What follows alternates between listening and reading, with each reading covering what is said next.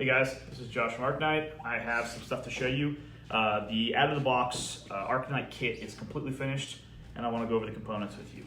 Obviously, you have the out-of-the-box book, which has already been done for a couple months now. And then what we are supplying is miniatures, maps, and object sheets. I'm going to go through all those right now. So the miniatures is probably the most important piece to the players. If you open this up, there's going to be 12 panels. Each page of miniatures we print breaks into 4 panels. And this is a 3-page set. So what we have here is 3 entire unique packs, and each pack has 4 panels. And so when you have it all custom broken down, you're gonna end up with 12 pieces. There are duplicates of a few pieces. For instance, I think you have 5 giant toads, you have a certain number of zombies, you have a certain number of these mutant guys. You have your shadow people, but for the most part, I think out of 160 pieces, it's almost 100 unique miniatures. The piece list has been done for some time. So, but I want to show you guys that every single piece is in production. They're all completely finished. Everything's double-sided.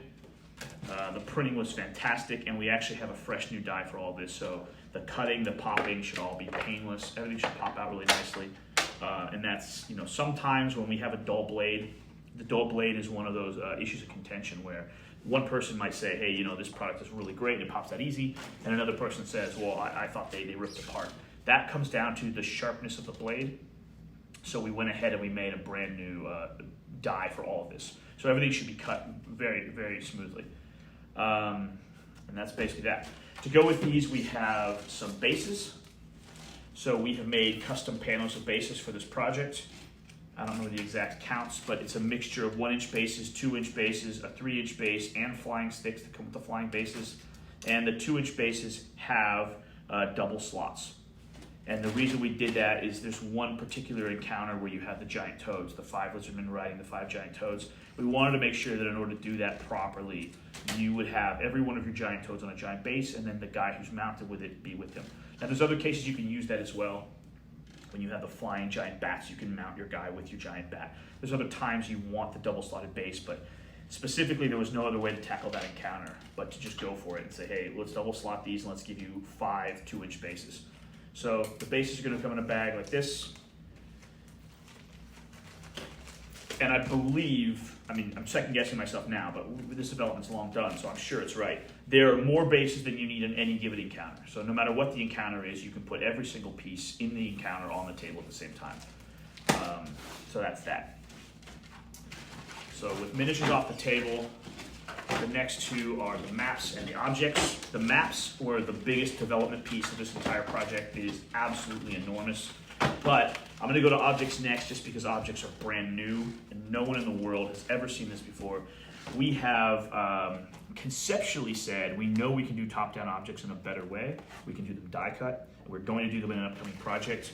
But what this campaign did is it jumped the gun on that development because it basically asked to deliver the thing that we hadn't developed yet that we knew was coming. And so even though no one has ever gotten this idea is going to be used in our next major campaign in a huge way, and it's really exciting to see it come to fruition. But the basic concept is that we can use the same die cutting processes we have, the same double-sided printing we already have, and take our regular object sheets and we can die cut them with a die that is being reused universally. So this is actually 2 pages of objects, and we cleverly made them in the exact same layout so that the same die comes and cuts both pages. But what you get is a wide variety of 1-inch, 2-inch, 3-inch, 4x4s, 3x2s, a whole slew of objects. You even have some really long ones for these big gates and stuff.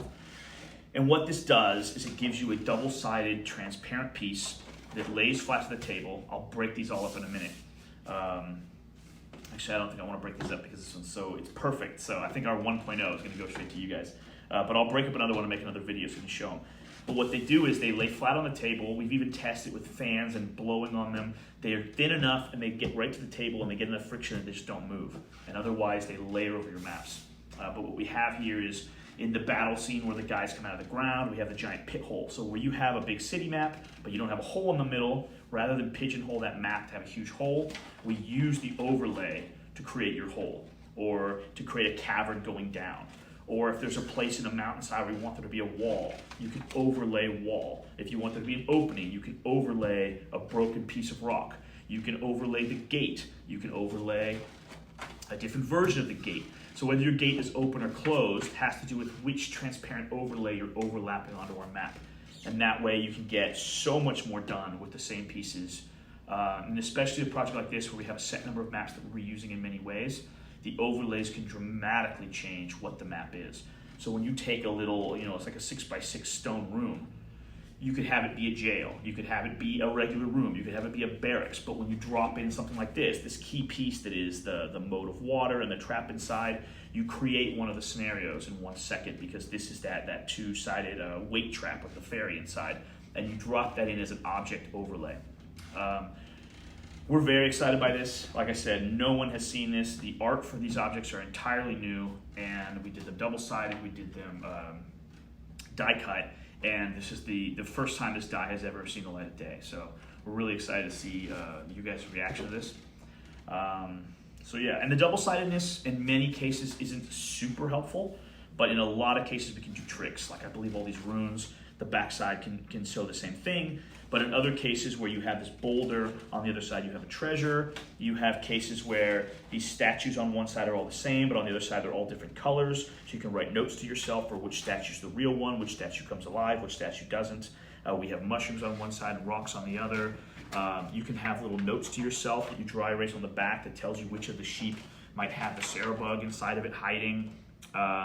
You can have all kinds of hidden information on the back, but also things like the gelatinous cubes, where you have 4 of them, and the scenario describes that 1 of them is real and 3 of them are fake. Well, if you visually could just tell which one's which, there'd be no game there. You would just go, oh, well, obviously it's the real one, not the fake one. So we did a double. We have on one side they all look normal, but on the other side they're all different colors. So you can see that you have different color indicators on the back of your gelatinous cube, so you can do various things with that. You can play Simon Says, you can not even know yourself which one's which, or you can also just note in your notes the one that's the yellow on the bottom is the real one, and then when the players attack it or whatever, you tell them, hey, flip it over, and then you find out whether that's the yellow one for your notes. That way you can scramble the 4 of them, you can have them move around naturally. You don't need to exactly remember what your plan was. So object sheets, there you go. And being transparency, I'll actually show you over some random map. Being transparency, the real benefit to these is that when dropped on the map itself, they can blend in with the ground underneath. And that's gonna be really hard to see in video, because with glare and with stark lighting, things are gonna look more reflexive. But in reality, these will blend a lot of times and look really, really cool. Like that log floating in the river. If you're just playing and you said, hey, this log's in the river, you don't have that jarring issue that you'd have if there was white around it, if it was paper, if it was any other material, you couldn't do this. But with transparency, you can get away with anything. It's really exciting stuff that we're moving into. All right, let's pack these up. I'm gonna try my hardest not to pop any of these out. Because like I said, this 1.0, this is the very first set we've ever assembled, and I'm gonna send it right to you guys. So you'll have the very first batch that anyone's ever seen.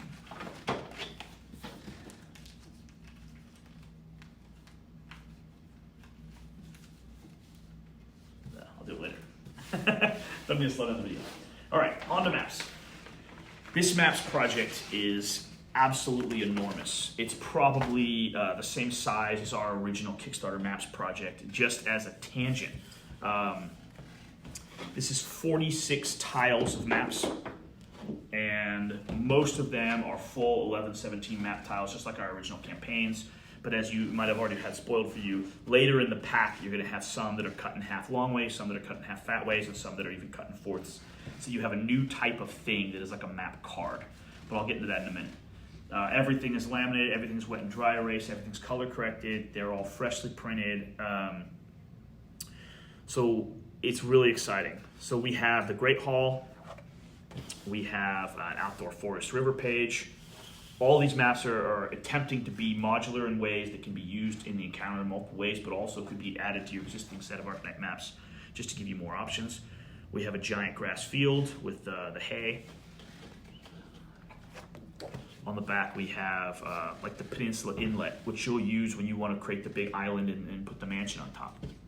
Another note is, whenever possible, we put all the outdoor maps on the A side and all the indoor maps on the B side, so you'll see that it's not a coincidence that they alternate their graphic style dramatically. That way, you're not limited. So if we had put forest on one side and forest on the other side, you wouldn't be able to put them next to each other. This is a dark forest map, so when you get into the nastier parts of the forest, you want to look darker, you want to look more thick. It's just a different graphic style. We've toned it dark, and we've done some different textures. This is the inside of one of the big inns, so we have a full page in. This is a forest road tile where we have completely redesigned the way the transparency effect works for the road. That way when you pair it with the gate, you have the road going up to the gate, but if you just put it next to regular grass, it'll actually just feel like this part was trampled with more usage, but this part wasn't trampled. And what this did was it allowed us to take a road and just stick it next to anything. You're not going to get the sand going all the way to the edge and have that jarring break. And I think we accomplished that very well. I'm very excited to see that. The B side of this is the tundra. So we have this big open area where you have rocks and grass and tundra. This is part of the scenario where you have the fake dragon. A regular grass clearing. And then there's going to be a number of dungeon tiles that have different shapes and layouts, because that way you can puzzle them together in dozens of ways and create all the individual interactions inside the campaign. This is a ruined section out in the wilderness. This is used for the Dance Macabre, where you have all the people dancing on the tiles on the inside, but we opened it up so it could be used in a lot of other scenarios as well. This is an interior cave. You'll dot it with mushrooms and have one of the encounters for This is a riser. So you have your main plane, but you have a hill. This way you can pair it to something else. You can create the hill here. You can put your mansion up top and have an instant hill. You can pair it to the peninsula, and you can have a giant hill that leads to a peninsula. There's a lot of uses there. A second interior cave that's more of the poison, dark, I don't know, I guess the mushroomy area versus. So we have a cave side and we have like a dungeon side. So when you're in the rock, you have your caves, you have one side, but when you're inside, you break into the dungeon, you have more of an interior dungeon look, you use this one.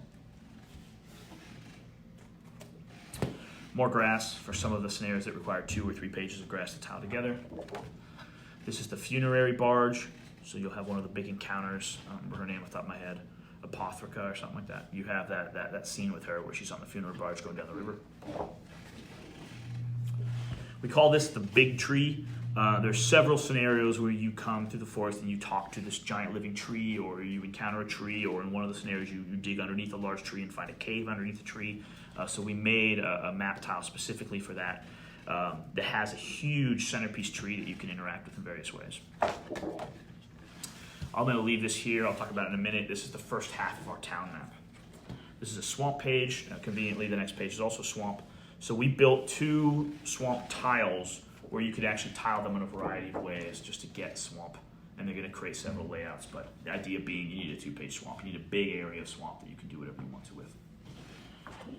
The back side of this is a full-page airship. And I'm going to leave that there floating as well because there's a B side to that we'll interact with in a moment. And this is the second part of your town. So the first and foremost obvious thing to do with this is just have a town. We discussed a lot about the utility of having a town with a wall or having a town without a wall.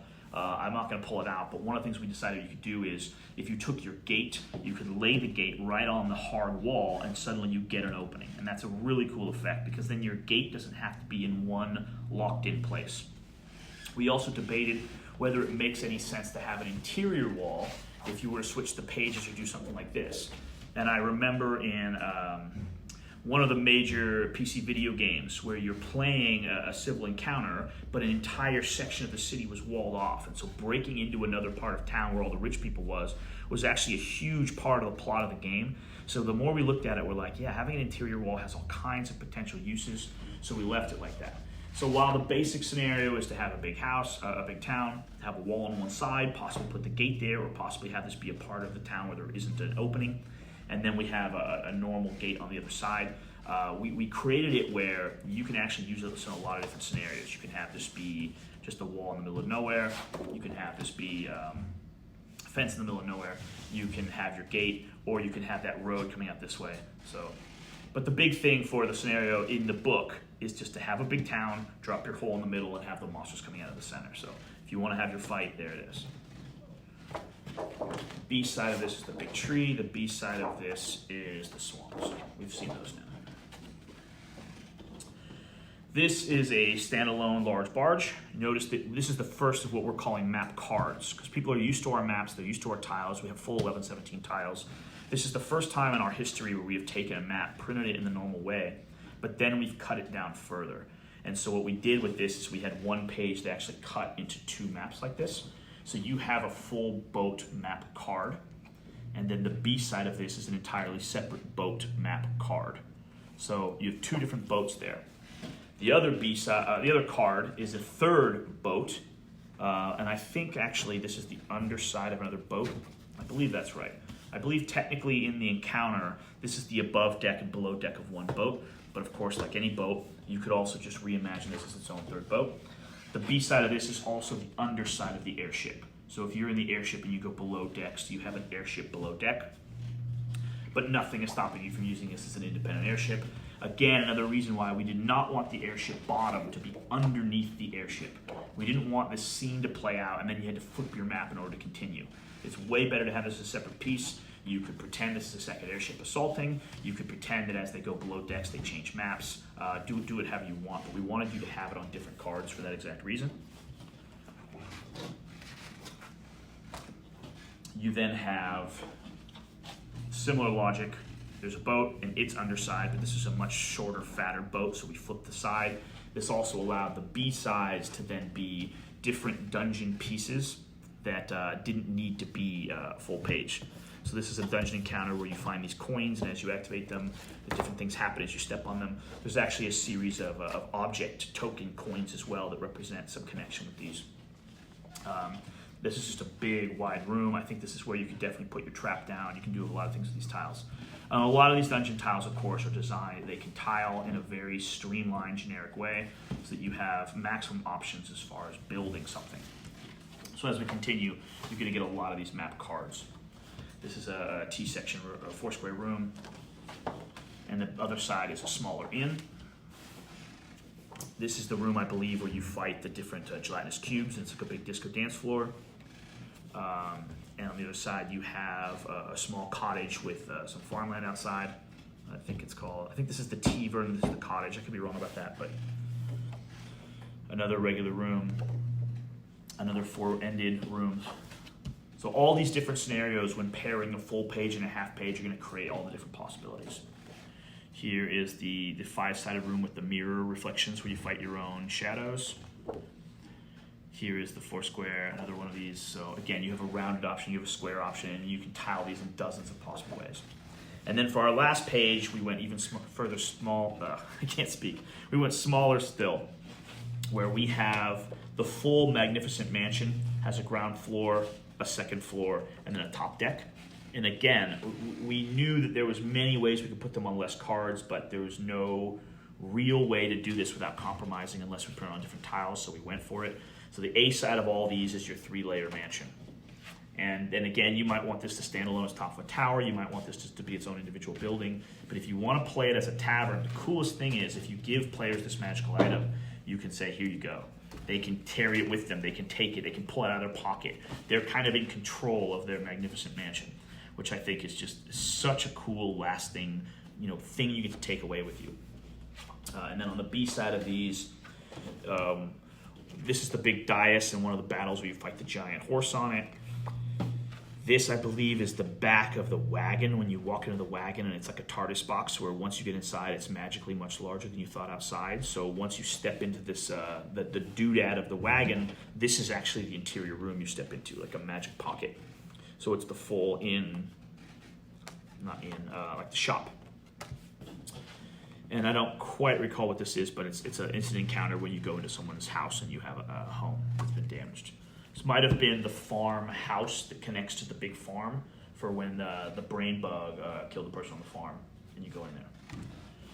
And then the last tile is another dungeon tile that had a turnaround and another little it's another little micro in. I'm not exactly sure which encounter it connected to. This one might be the pocket dimension inside the tavern, inside the cart, one or the other. But in total, it's 46 different map faces. So the kit is absolutely gorgeous. And yeah, it's taken longer than we thought, but I think it might be clear why. This undertaking, the more we looked at compromising, we just had no interest in pulling back. We knew we could do it. We wanted to really have fun with the project. To do it properly required having a lot of maps, having a lot of miniatures, having a lot of objects, and to really attack it head on. I think if we came 80% or 90% of the way there, but then we said, yeah, I really wish we also added this other element or this other element. Looking back, once we had done that much work, it might as well add a little bit more. And I think that became our choice multiple times over. And I think the final product is going to absolutely be worth the wait. It just took some extra time. All right, thanks guys.